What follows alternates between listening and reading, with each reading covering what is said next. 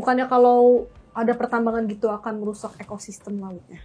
Nah, itu dia. Masalah dampak ini sebetulnya banyak sisi yang dilihat. Tadi kan kalau dari teman-teman Greenpeace bilangnya ini masalah ekosistem lingkungan juga akan berpengaruh. Dari teman-teman pemantau atau pemerhati pariwisata juga bilang, area Raja Ampat itu, kau harus tahu bahwa 75% jenis terumbu karang seluruh dunia, 75% seluruh dunia, terkumpul di mana? Raja Ampat itu. Kau bayangkanlah sebegitu kayanya keanekaragaman hayati kita, terutama biota laut kita yang ada di sana. Disitulah dasarnya banyak orang yang akhirnya bersuara, tolong jangan lanjutkan ini penambangan. Jangan diteruskan pertambangan nikel ini. Jangan kasih izin lagi lah buat yang lain-lain itu. Kalau pulau udah dapat izin, jangan diterusin. Karena akan mengganggu ekosistem laut. Gak cuma yang di darat hingga area pulau itu, yang terimbas limpasan dari tanah-tanah yang hasil pertambangan yang terus turun ke laut. Tercemar lagi nih biota-biota laut, termasuk terumbu karangnya itu. Seindah itu loh bos. Nah kayak gitu. Termasuk lagi imbasnya kan tadi gue bilang akan ada sedimentasi. Limpasannya itu bakal turun ke laut. Laut tercemar, indahnya hilang. Dan biota-biota laut, ikan-ikan yang mungkin kalau para wisatawan sempat lihat jernihnya laut yang ada di situ, mungkin nggak akan bisa kelihatan lagi karena imbas dari yang situ tadi. Mungkin imbasnya nggak akan dilihat secara jangka pendek ya, tapi jangka panjangnya kita nggak tahu. Kalau ternyata ada kesalahan, kalau ada kelalaian, hal-hal kayak gitu kan nggak bisa kita lepaskan ya potensi-potensi itu. Kalau itu sempat terjadi, lingkungan lagi yang rusak. Kalau tidak diawasi secara detail, tidak diawasi secara rutin. Itulah yang kemudian jadi kekhawatiran dari teman-teman aktivis, terutama aktivis lingkungan itu tadi. Greenpeace melihat kemungkinan-kemungkinan lain. Kalau penambangannya tetap dijalankan, biota tanaman, tumbuhan-tumbuhan endemik yang ada di situ juga bakal hilang, vegetasi khas yang ada di sana juga bakal rusak, bahkan hilang sama sekali. Ada kontaminasi juga yang berkemungkinan bakal terjadi. Karena kan ini mineral ya, diambil dari dalam tanah. Saat itu kan jenisnya logam ya. Kalau itu terkontaminasi dengan makhluk hidup yang lain yang ada di sana, itu mengganggu biota-biota makhluk hidup yang ada di situ, tumbuhan juga bakal rusak, logam-logam berat jumlahnya yang bakal meningkat lagi. Kalau itu tidak dikelola dengan serius, lagi-lagi kan makhluk hidup yang ada di sekitarnya juga akan menanggung deritanya, menanggung sisi negatifnya. Itu yang kemudian disuarakan oleh teman-teman. Butterfly effect lah ibaratnya. Kalau dilihat sekarang, kayak tadi aku bilang, skalanya mungkin kecil, gak kelihatan sekarang. Mungkin belum sampai kena ke area yang lebih luas. Kabupaten Raja Ampat kena, mungkin gak akan belum kelihatan sekarang. Tapi kalau itu gak dikelola secara serius, ya bukan tidak mungkin akan kena di pulau-pulau lain, keindahannya bakal hilang, keanekaragaman hayati kita bakal rusak, apalagi mau kita banggakan dari Raja Ampat kalau itu nggak dirawat dengan maksimal, kan kayak gitu ceritanya. Termasuk juga dalam ekspedisi dari teman-teman Harian Kompas itu, ekspedisi Tanah Papua itu di tahun 2021, udah sempat wawancara, udah sempat diskusi juga sama dua peneliti, dua akademisi di dua bidang berbeda. Ada guru besar logam berat, terus ada pakar kimia, dan datangnya semua dari Universitas Patimura. Si yang satu namanya Ilham Marasabesi, dia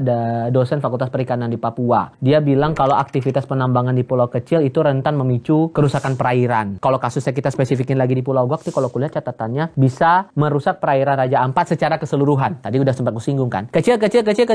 Kalau kemudian itu nggak ditanganin secara detail, nggak serius diantisipasi, ya nanti bakal rusak juga secara keseluruhan perairan itu dan biota-biota yang ada di dalamnya. Terus lagi, ada juga guru besar logam berat dari Universitas Patimura Ambon, namanya Profesor Justinus Temale. Dia bahkan memprediksi penambangan nikel di Pulau Gak yang heboh-heboh sekarang bakal merusak ekosistem Raja Ampat. Sedimen yang mengandung logam berat, balik lagi, yang diambil adalah mineral, jenis logamnya logam berat, dan saat itu terekspos atau kena ke makhluk-makhluk hidup, terutama mereka yang berada di kawasan laut, di perairan, pasti akan kena, pasti akan ngefek dan akan terkontaminasi. Kena mereka yang ada di situ. Terus akan mengganggu juga terumbu karang, yang kubilang 75% terumbu karang seluruh dunia terkumpul di sana, pasti akan rusak, pasti akan kena. Terus lagi ada pandangan bahwa nikel bahkan lebih beracun daripada logam tembaga karena mematikan larva karang. Bayangkanlah sama kok, larva karang aja tuh ketemu nikel bahkan bisa ngefek seberbahaya itu ketimbang tembaga. Fatal kalau udah ketemu logam-logam, kalau nggak diantisipasi itu pasti akan kena.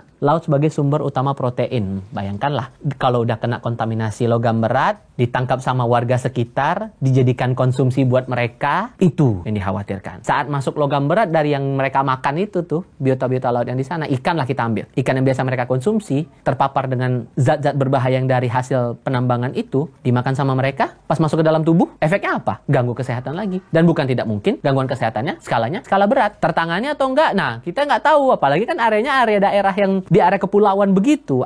Aksesibilitas kita nggak bisa nutup mata lah. Aksesibilitas kesehatannya di sana juga beda lah dengan kawasan perkotaan. Mau memastikan kesehatan warga kayak gimana? Menjamin itu ikan-ikan ikan tetap sehat, tetap baik kondisinya, biota-biota laut di sana tetap dalam kondisi yang kondusif, stabil secara kesehatannya mereka, yakin kayak gitu.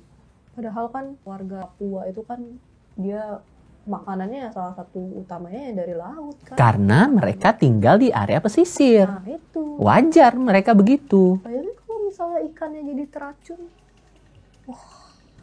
Kita yang di kota aja kepikirannya udah ngeri.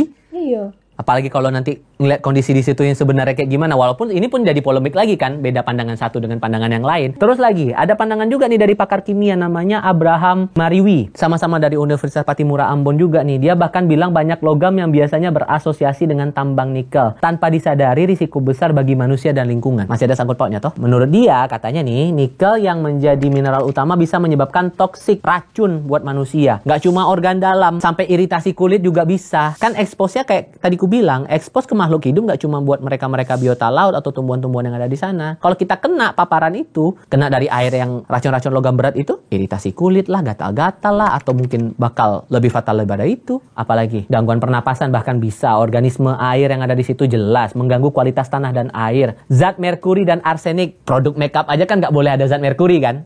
Iyalah, Nah, nggak boleh dong. Bayangin aja, merkuri dalam kosmetik aja nggak boleh, apalagi kalau expose-nya langsung dari hasil sana. Seberbahaya itu, dan menurut aku wajar kalau ini jadi diskursus yang berkepanjangan sekarang dari banyak orang, walaupun yang akhirnya akan ada banyak sisi. Ada yang sisinya, yang satu bilang udah sesuai prosedur, yang satu bilang ya apapun prosedurnya, kalau ini memang berbahaya buat lingkungan ya nggak bisa diterusin.